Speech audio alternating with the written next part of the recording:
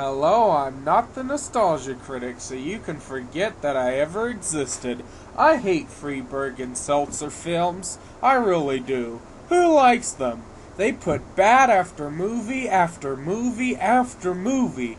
I will admit that I like Scary Movie 3, but that was because it had 6 writers. This one has 2. It's weird how bad movies like this has the word writers to them and the word script in it. They should make a word for Hollywood called made up on the spot, or better that, reused movie stories like an Avatar or Rocky Balboa or every Pixar story ever made. But the difference between those and the ones that I mentioned, those were good movies because the plot wasn't broken. You know what they say, if it's not broken, don't fix it. I mean, I keep buying the same Zelda and Mario games, and they have a simple story and the same gameplay, but they keep being fun, just like AC/DC has good music. But this stuff was broken at day one. Why do people keep watching this? I mean, the critics have to see the movies, and people see the movies and end up hating them, and they know by the trailers that the movie's gonna suck. I guess the world may never know. The movies aren't funny, and some people say this kind of stuff is for 13-year-olds. Well, I think 13-year-olds are smarter than the movies think they are. I mean, they could write better plots and better movies than most of these people are doing. These movies are that boring and that dull that a drunk 6-year-old would find them dull.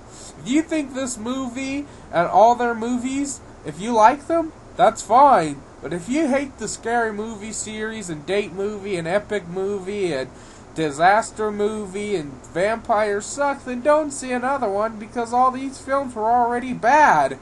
I mean, I plead with you, if you hated all those movies, please don't see another one. Don't pay your hard-earned cash to see Aaron Friedberg and Seltzer films. These people are trolls, except the way you feed them is through money. You give them your money and they eat it all up. Now, I know I'm being a hypocrite for saying don't see their movies, and then I go and see their movies and end up hating them like I'm telling you all not to do.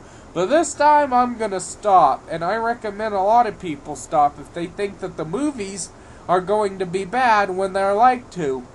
It's like eating poop from Friedberg and Seltzer's butt. It doesn't taste good, so quit going to see them. And that's exactly what I'm gonna do. Now, yeah, all their movies are boring. And I think this is the best time to complain about this because they already released a movie. If you're not going to like the movies, then don't watch them. I mean, watch the trailer. If it looks like the jokes aren't funny, here's a test. If you don't laugh at any of the jokes in the trailer, don't go see the movie because most likely their jokes are going to be that dull and that boring because they really are that boring. What really makes me mad is that they can make a perfectly good spoof movie, but messes it all up with all these pulp culture references, like Vampires Suck. The whole movie was based on vampires like Twilight, Dusk Till Dawn, Interview with a Vampire, Bram Stoker's Dracula, and even put a Castlevania reference in there, and made fun of that, and all the vampire cliches. That would be funny. But no, they had to put all those pop culture references in there, and it makes them boring. And even 10-year-olds wouldn't find this funny. And 10 years from now, people aren't going to know most of all these pop culture jokes, or what most jokes these guys are even trying. So, these guys aren't even trying. They don't even care about film or film quality. And if they don't care, why should I? The end.